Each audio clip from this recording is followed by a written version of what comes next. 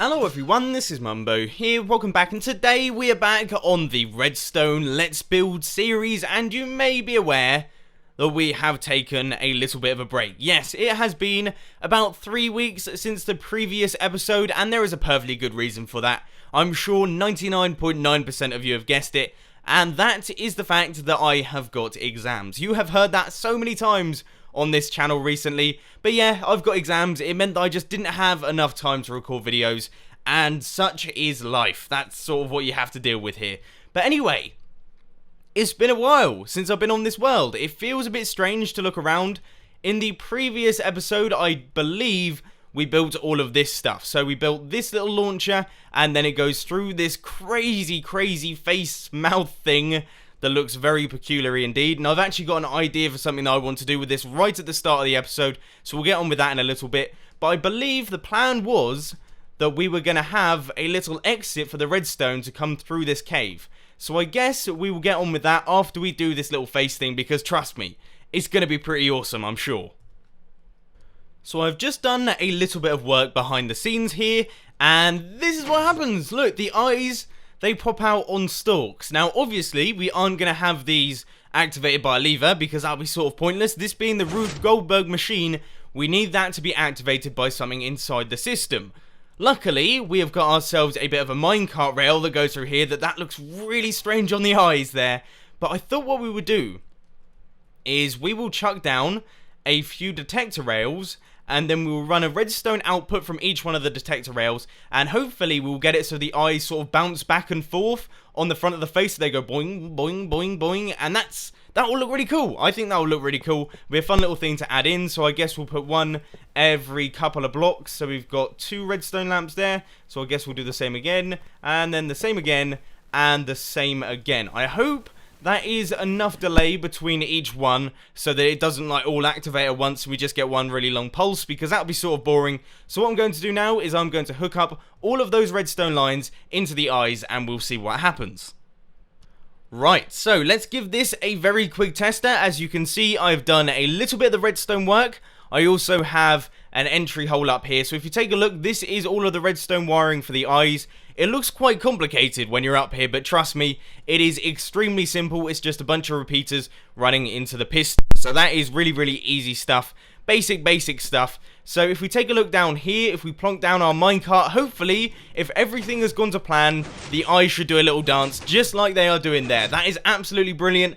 That looks quite funny, so I'm excited to see that in the finishing video when we're going through the Rube Goldberg machine. But anyway, if we take a look down at the bottom, obviously these would be TNT mine carts, and they would be blowing up the redstone block, which is then going to run an input into our sand tower, which will fall down into the cave. So that is the next thing that we're going to be working on. We're going to be working on the little inter-cave transportation system, and it's going to be pretty sweet.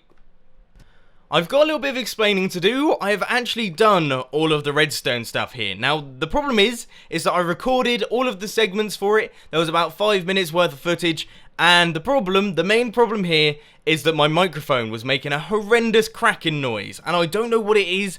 Hopefully it isn't happening right now, and I sincerely hope it's not a problem with the microphone, because my microphone is quite expensive, and if this thing breaks, it will be very annoying. Really annoying, because it means I won't be able to make videos for a while I save up for the next microphone. But anyway, what we've got down at the bottom here is we have got a little lava pit, and what's going to happen is up at the top we have got a dispenser that is full to the brim with water. When it gets a redstone output, it will chuck this water down through the cave, and it will make its way over to the lava, and hopefully it will turn it into obsidian, which will then give us a block update, which will then allow us to take a redstone output. Look, you saw it there. We got ourselves a redstone output, which means that we can move on to the next thing. Now, this time I'm going to try and make sure to get most of it on camera. I will try to make sure that each time I record, it doesn't make that cracking noise, but I really don't know what it is. And like I say, I'm a little bit concerned, because this microphone, I've had it for about a year now, and it's served me pretty well. It's a pretty good microphone. I like it a lot. But if it does break, oh no, that'll be bad news. I think I found the problem with my microphone, and I feel like a bit of an idiot. You heard it in the previous clip, there was a few little pops and crackles, and it turns out that the XLR cable that runs into my microphone was a little bit loose, and now I'm embarrassed because I made a big fuss over that, didn't I? I really did make a big fuss, but it's good news because it means that my microphone isn't broken, and that means that you're going to continue getting videos, which is always nice. But anyway, for the next part of the build, hold on to your socks, because we're going to be heading through into the Nether. Yeah, I thought we would do a little bit of a Nether expedition, so I'm going to chuck down a dispenser, and then we will also create ourselves a bit of a Nether Portal. And actually, to keep this central, to stop you guys from going mad in the comments section, we are going to use a 3x3 Nether Portal, and I suppose I actually don't need to save on Obsidian, because I'm not playing survival. So there we go, there is the Nether Portal. Let's just light it up, head straight on through. Wow, that was quick, wasn't it? And here we are. This is the fresh Nether. It looks good. I'd say this is usable. We could do plenty of stuff with this. What can we do? Oh, we could do so much Nether-based stuff. We could get ghasts in mine carts and then chuck them about. We could use blaze and snowmen. There are plenty of opportunities. I'm going to have to sit down and get myself a mind map going and try and work out what we want to do over here, because it's going to be quite cool. And also, one thing that I have just thought is that we also should probably do some work over in the end. We need to get some interdimensional stuff going on, and then we will have ourselves a really awesome Rube Goldberg machine, because there's not many of them that actually do go between dimensions, as that's a fairly new feature. So that's definitely something that we have to have a play with. I have plonked down all of the hoppers, and the chest is going to pick up the items that travel through the Nether Portal.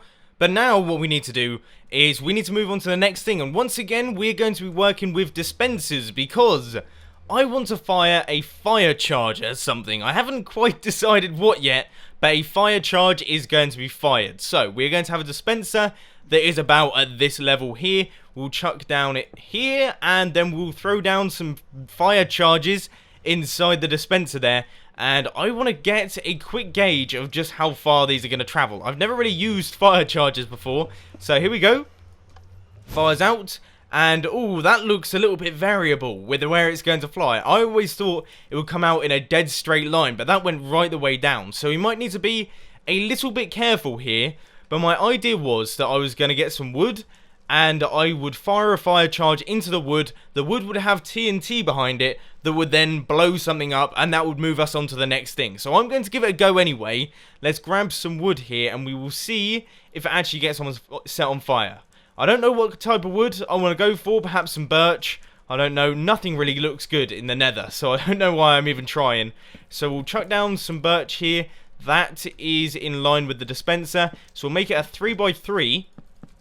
And let's hope that the fire charge hits this piece of wood. Okay, so here we go. Here comes the moment of truth. Hit this button, and we should see that the fire charge will go straight in there. And no, it has missed it just about, but the wood is on fire just because it's right next to fire. That's been a bit of a train wreck, hasn't it? Perhaps we need to make it just a tad bit bigger. Let's give it another go. Let's give it another chance. Will this hit it? No, it just misses it. Useless. You should have a better aim than that.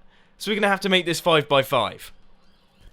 This is the system that I have in mind, okay? So what we got is we have got our target. It now looks a little bit like a target.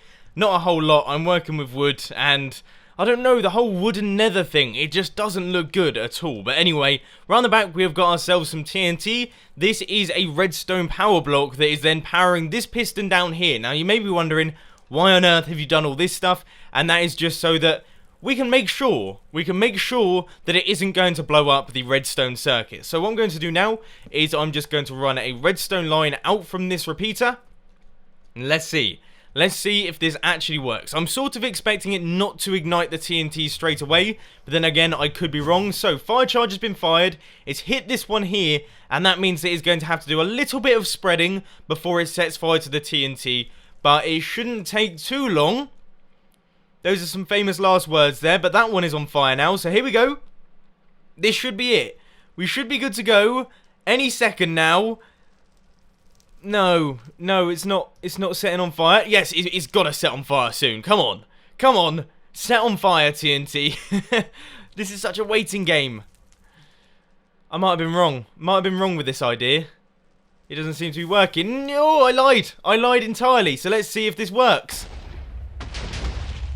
Yes! It turned off the redstone output! We're going to count that as a great success. It turned off the redstone output, and that means that it's working. It's also destroyed all the other circuit, but that's working. Brilliant. I've had myself a bit of a bright idea, so I thought I'd take you through it. What we're going to do is we're once again going to create a target. This time I'm going to be using wool. Hopefully that works. I don't really know about the flammability, the flammableness of wool. So let's see. I'm sure it's just as good as wood. I can imagine wool burning quite quickly in real life, and wood burns quite quickly in real life. So there we go. Now what we have is we've got ourselves a target. Behind it, as always, we're going to be using TNT, but this time we're actually going to be running a circuit round the back. So what I'm going to do is I'm going to have a redstone line out here that will then be powered, and the circuit will run round like this, and then it will go round like that, and perhaps we probably need a repeater there as well. But what it's going to do is as soon as this blows up, in theory, it should blow up a bunch of this redstone, which means that because the redstone output is on by default, if any of this gets broken, that means it is going to turn off. And I am 100% certain that at least some of this is going to get broken, because the TNT is going to land directly on top of this redstone. So now, let's fill this in. And I guess we're going to have to give it another test there. This means that we're going to have to wait again for it to ignite. I'm sure it's going to take months, as always. But the fire charge is gone. It has hit the middle block. That is quite promising. So let's see. Does the TNT ignite quickly? I might fast forward it if it takes a little while. But this looks good. This is surely going to ignite the TNT soon. Perfect. Okay, so we've got ignition. And just look at that. The redstone output has turned off. And we have got ourselves a working system. The only issue is I have to rebuild it each time I want to use it, which is a bit annoying.